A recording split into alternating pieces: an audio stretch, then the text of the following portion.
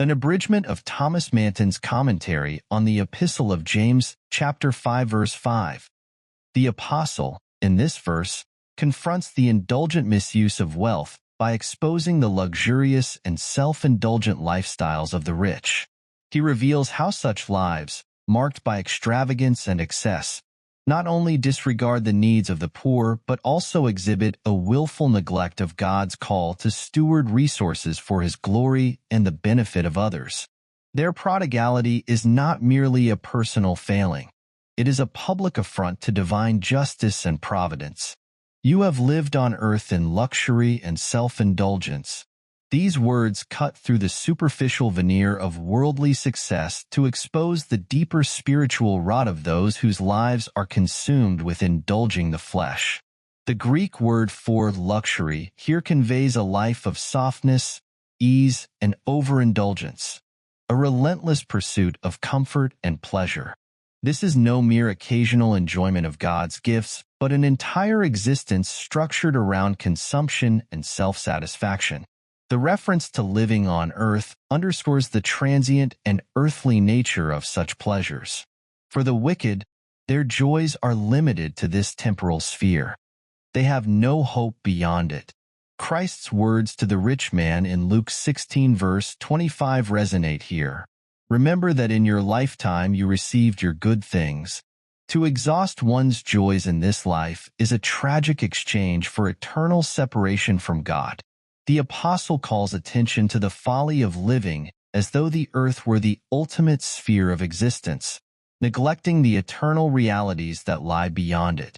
This indictment reminds us that earthly comforts, though lawful in their proper use, become pernicious when they supplant the soul's longing for God. It is not wealth or comfort itself that James condemns, but the inordinate affection for and misuse of these gifts.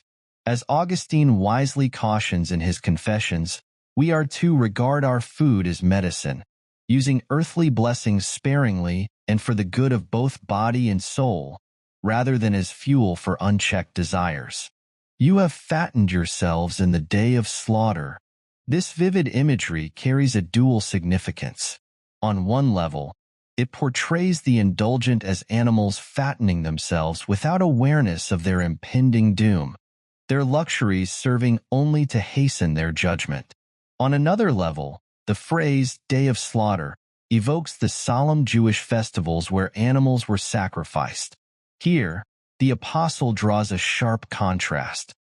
Rather than dedicating their excess to God in acts of worship and gratitude, these individuals have squandered it on themselves, turning sacred bounty into profane indulgence. Such reckless self-gratification inevitably dulls the heart and deadens the spirit. The more one nourishes fleshly desires, the more insensible one becomes to spiritual realities. Isaiah's words, "Make the heart of this people fat," 6:10, capture this tragic condition. A heart so encumbered by worldly pleasures that it loses its capacity for repentance or devotion. The Apostle Paul echoes this in Romans 13 verse 14, warning against gratifying the desires of the sinful nature.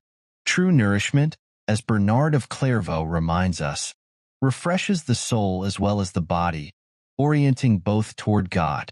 The phrase also contains a solemn warning about the deceptive nature of temporal prosperity. The rich man in Luke 16 lived every day in luxury, but his feast ended in torment.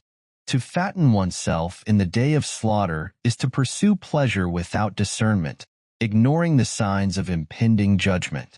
Amos 6 verses 4-6 depicts this tragic arrogance. As the wealthy lie on ivory beds and drink wine by the bowlful while ignoring the ruin of God's people, they turn their prosperity into a false assurance, imagining themselves secure even as destruction looms. This warning applies broadly to those who misuse their time and resources. To make every day a festival is to disregard God's order of seasons, a time to feast and a time to mourn, Ecclesiastes 3 verse 4. Such continuous indulgence not only disturbs the balance of life, but also cheapens the very pleasures it seeks to elevate. Frequent indulgence dulls the senses, forcing the heart to seek ever greater excesses to satisfy diminishing returns. Moreover, this verse calls us to consider the spiritual consequences of unchecked luxury. A life of unbroken ease and pleasure fosters a kind of spiritual sloth, rendering the soul incapable of responding to God's calls for repentance, service, and sacrifice. The heart, weighed down by indulgence, loses its vigor for the heights and severities of religion. Luke 21 verse 34. As the Apostle Paul warns in Philippians 3 verse 19, to make the stomach one's god is to court destruction. The lesson here is clear. Wealth and pleasure, though lawful in their proper place, become instruments of destruction when pursued as ends in themselves. The Apostle's rebuke compels us to examine how we use the gifts of God. Are they conduits for His glory and the good of others, or do they terminate in self-gratification?